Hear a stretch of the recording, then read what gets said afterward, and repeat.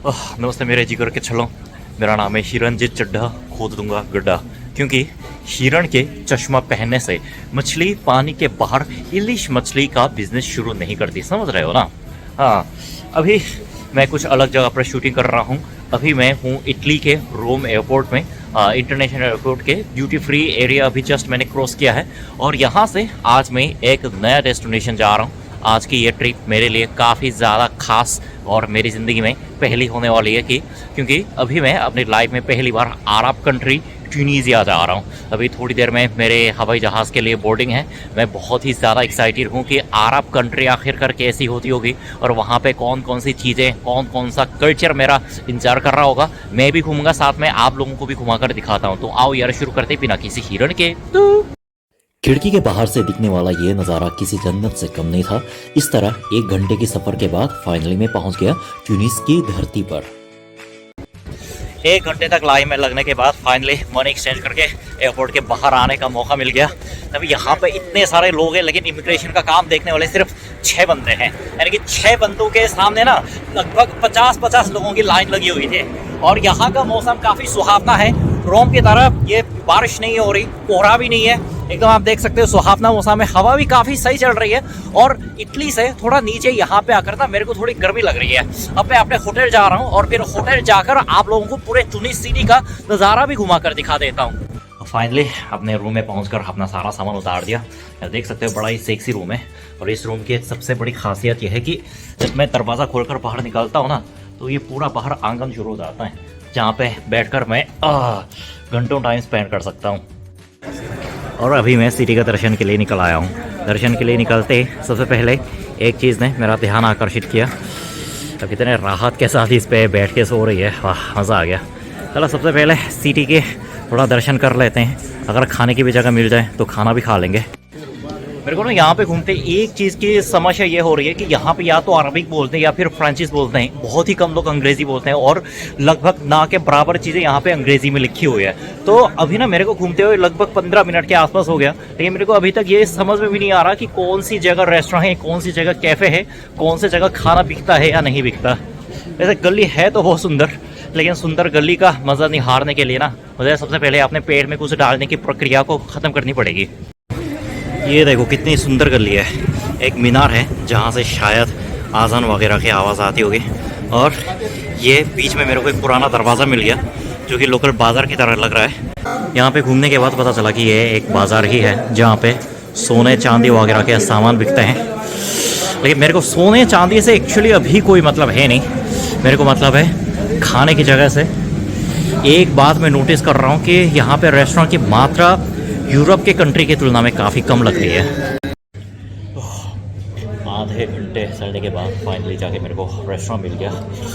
थोड़ा अच्छा रेस्टोरेंट आना पड़ा क्योंकि लोकल रेस्टोरेंट का माहौल ऐसा नहीं लगा कि वहाँ बैठकर कुछ खा सकूँ। हाँ, ये बेसिकली सी फूड रेस्टोरेंट है जो ट्यूनीशियन स्टाइल सी फूड सर्व करते हैं। मेरा सबसे पहले स्टार्टर्स आ गया। ये स्टार्टर का सूप और स्टार्टर का सलाद जो कि स्क्विड गेम का स्क्विड नज़र आ रहा है। स्वाद थोड़ा फीका सा है, लेकिन फिर भी खा सकते हैं भूख में। खाना ख़त्म करने के बाद मैं फिर से शहर के दर्शन के लिए निकल गया हूँ। मैं आज ही यहाँ पे आया हूँ, तो आज मेरा कोई फिक्स डेस्टिनेशन नहीं है। बस इन गलियों में मैं ऐसे ही एक आत्मा की तरह भटकता रहूँगा जिसकी मौत 1000 साल पहले हो गई है। इनके घरों के दरवाजे की सजावट तो काफ़ी खूबसूरत है। और जैसे घर का नाम हर एक घर के वैसे दरवाजे की सजावट, ऐसे कहा जाता है इस गली में। चलो पहले गाड़ी को जाने देता हूँ। हाँ, और गली में घूमते घूमते ना मेरे को ये थोड़ा बहुत इंडिया का माहौल भी दे रहा है। क्योंकि इंडिया के राजस्थान के किसी छोटे से टाउन में जाते हो तो वहाँ के गली का माहौल भी हूबहू ऐसा होता है। बस अंतर यह है कि यहाँ के लोग अलग प्रकार के भाषा बोलते हैं और यहाँ पे जो क्या बोलते हैं ब्लू कलर के दरवाजे हैं, ये केवल जोधपुर के कुछ इलाकों में देखने को मिलता है। अभी मैं होटल के अपने बैल्कनी में वापस आ गया हूँ। अभी गली में घूमते घूमते ना वो एक्चुअली मुझे ऐसा लगा कि मैं तो ऐसा मानना चाहता हूँ कि सारे लोग ऐसे नहीं होंगे, सारे लोग शायद ऐसे नहीं होंगे, लेकिन जो कहते हैं ना कि यूरोप में बहुत रेसिज्म होता है। मैं आज तक 4 बार गया हूँ, एक बार भी रेसिज्म फेस नहीं किया। लेकिन यहाँ पे ना एक दिन में गली में घूमते, पता नहीं यहाँ के जो लड़के लोग हैं, खास करके जो कम उम्र के स्टूडेंट, मेरे को देखकर क्या क्या कहते जो कि मुझे पसंद नहीं आया। मतलब उन्होंने मेरे पे कोई वो ऐसा शारीरिक हमला तो नहीं किया, लेकिन जैसे वो अगर वो कोई कमेंट पास करता है तो जाहिर सी बात है कि सुनने वाले को अच्छा नहीं लगता है। तो अभी देखो शाम ढलने को आई है, लेकिन मैंने सोचा कि चलो यार ऐसे माहौल में थोड़ा आज के एक दिन आराम कर लेते हैं और कल के दिन थोड़ा अच्छे से देखा जाएगा। लेकिन जो भी कह लो, मेरे रूम के बाहर वाली बैल्कनी से दिखने वाला बाहर का माहौल तो बहुत सुंदर है। शाम भी ढलने को है। ओह, तो शाम ढलने के बाद मैं होटल रूम में सोने के लिए आ गया। आज पता नहीं क्यों, लेकिन जब मैं नए देश में पहली बार आता हूँ ना तो डिनर करने का मन नहीं करता। आज बिना डिनर किए या बस ऐसे ही सो जाता हूँ। कल सुबह फिर उठ के आपको कल का नज़ारा दिखा देता हूँ। तो बस आज के लिए इतना ही, बाय बाय। गुड मॉर्निंग मेरे जिगर के छल्लों।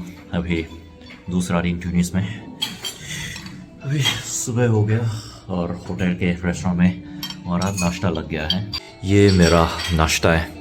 जैसे आप किसी अरब कंट्री के बारे में जो सोचते हो उसके जो इमेज है, ट्यूनिस का खाना, यहाँ के कल्चर उससे काफ़ी अलग लगा। क्योंकि यहाँ पे ना काफ़ी लोग अरबिक भी बोलते हैं, लेकिन फ्रांसी में ज़्यादा बात करते हैं। क्योंकि ऐसा कहते हैं कि फ्रांस के कॉलोनियल काल में ज़्यादा टाइम रहने के कारण इनके कल्चर में ना फ्रांस का काफ़ी इन्फ्लुएंस रह गया, जिसकी वजह से ये देखो, ये किसी भी सूरत से अरब का खाना तो नहीं लग रहा। नाश्ता ख़त्म करके मैं फिर से घूमने निकला हूँ। ओवरऑल नाश्ता काफ़ी अच्छा था, मेरे को काफ़ी पसंद भी आ गया। कहने के लिए तो नाश्ता था, लेकिन लंच से कोई कम नहीं था। आज गली के दूसरे हिस्से में जाने वाला हूँ। जैसे ये मदीना ओल्ड सिटी छोटी छोटी गलियों से मिलके बना एक सिटी है, तो यहाँ पे हर गली में एक नया आकर्षण मेरा इंतज़ार कर रहा होता है। पहले कदम पर जो गली मिली, यहाँ के ऊपर हवेली जैसा स्ट्रक्चर काफ़ी देखने लायक है, और उसके नीचे ये लाइट जो कि शायद सालों पहले बंद पड़ी हो। पता नहीं कितने साल पुराने होंगे ये घर। दीवारों पर लगी दरारें इसका इतिहास बयां कर रहा है, और कहीं से बजते हुए अराबिक म्यूज़िक का सुर मेरे कानों में ऐसा गूंज रहा है कि हाँ, एहसास दिलाता हुआ कि मैं एक नए कल्चर में, नए देश में आ गया हूँ।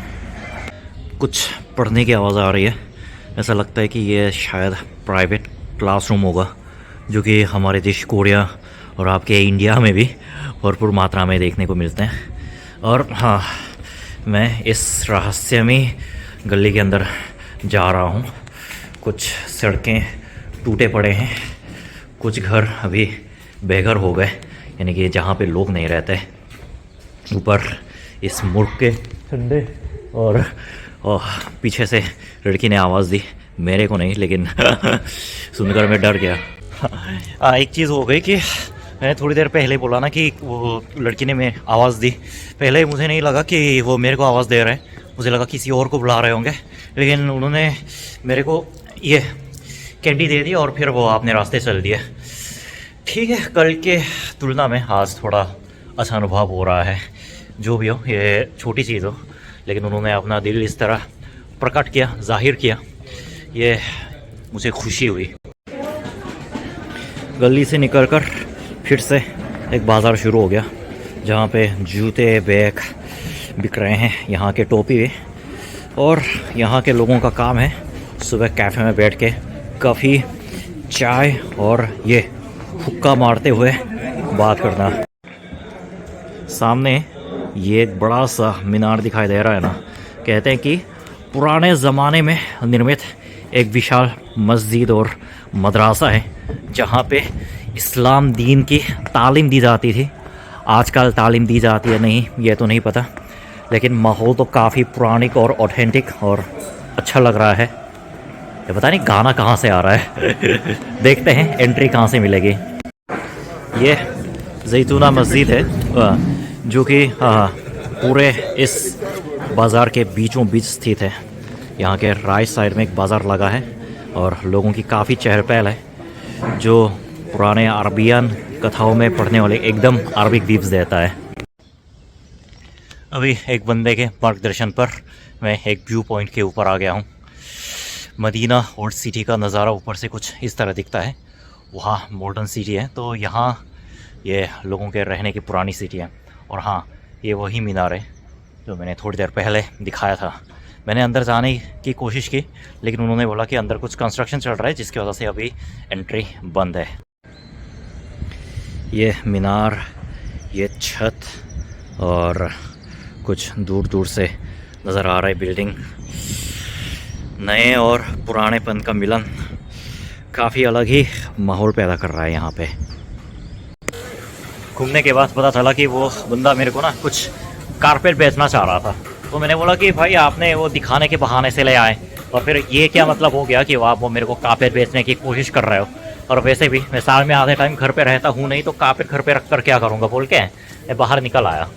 तो एक्चुअली क्या होता है कि जब हम किसी टूरिस्ट प्लेस पे जाते हैं तो ऐसे देखकर ना मेरा मन थोड़ा दुख जाता है कि हम उस पर विश्वास करके उसके साथ चले जाते हैं, लेकिन फिर अंत में जाके वो हमें कुछ बेचने की या फिर ठगने की कोशिश करें या फिर वो पैसे मांगे। तो या तो पहले ही बोल देते कि हम आपको कुछ वो चीज़ें कैफे वगैरह दिखाना चाहते हैं, तो शायद वो पहले ही मना कर देते हैं, और फिर वो बाद में जाकर मैंने मना कर दिया और फिर शायद उसको भी अच्छा ना लगा हो, मुझे भी मना करते हुए अच्छा नहीं लगा। लेकिन क्या करो भाई, 5 महीने का टाइम है, बजट लिमिटेड है। हर किसी के अनुरोध पर सब कुछ ख़रीदता फिरूंगा तो मेरे पास घूमने के लिए पैसे कहाँ बचेंगे। चलो जो भी हो, बंदे से छुटकारा तो पा लिया। अब निकलता हूँ बाज़ार की सैर के लिए। ऐसा लगता है कि ये यहाँ की कुछ लोकल मिठाई है। जैसे हमें बिहार में जो खाजा मिलता है ना, उसके बराबर उसके सेम लग रहा है। और आपको तो पता ही है कि इंडिया सहित अरब, तुर्की जैसे देशों में मिठाई को बहुत बड़ा बढ़ावा दिया जाता है। तो जैसे इस बाज़ार को बिकने वाली चीज़ों के आधार पर हर कोने में बांटा गया है। ऐसा प्रतीत होता है कि ये यहाँ पे कुछ मीठ, मिठाई, खाने की चीज़ें ज़्यादा बिक रही है। काफ़ी शोर है यहाँ पे। अभी मैं सड़क किनारे बैठ कर हुक्का पी रहा हूँ। और आपका कल्चर ऐसा होता है ना कि जब दोपहर को 2 से 3 बजे के बीच या 4-5 बजे जब करने को कुछ नहीं होता है, तो इस तरह से सड़क पर बैठते हैं, या तो कॉफ़ी पीते हैं, चाय पीते हैं।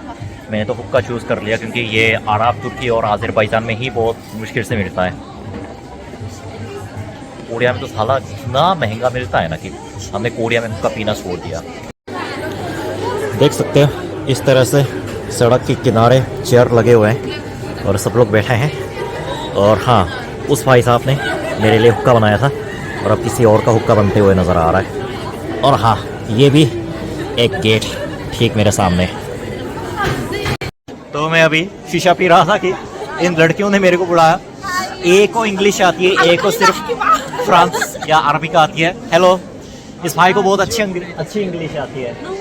I said you speak very good English. Oh, thank you. Yeah, in for my YouTube channel. Yes. What's your name? Melek? Gofran. Gofran. Sharaf. Sharaf. Great. Honor. तो ये अच्छा है, यहाँ पे लोग आज फ्रेंडली लोग मिल रहे हैं जिनके साथ मैं हुक्का पी रहा हूँ। मज़ा आ गया। तो जैसा कि आपने देखा, इस तरह के अच्छे लोग भी मिले। उनके साथ बात करके एक साथ कॉफ़ी और हुक्का पीने में बहुत मज़ा आया। देख सकते हो मैं अपने होटल में उसी बैल्कनी में वापस आ गया हूँ। थोड़ा शाम ढलने का इंतज़ार कर रहा हूँ। मुझे लगता है कि मदीना का नज़ारा तो मैंने आपको पर्याप्त रूप से दिखा दिया, और वैसे भी इतना ही है, कोई ज़्यादा बड़ा नहीं है। इस पेड़ से गूंजती चिड़ियों की आवाज़ मेरे को बहुत सुकून देती है। जैसे ही मैंने रिकॉर्ड का बटन दबाया, वैसे ही सारी चिड़ियों की बोलती बंद हो गई। अभी शाम का टाइम हो गया है। ये पूरे मदीना की सड़क एकदम रोशनी के प्यारे पीले रंग में रंग गई है। और आज देख सकते हो कि यहाँ पे बहुत कम भीड़ है।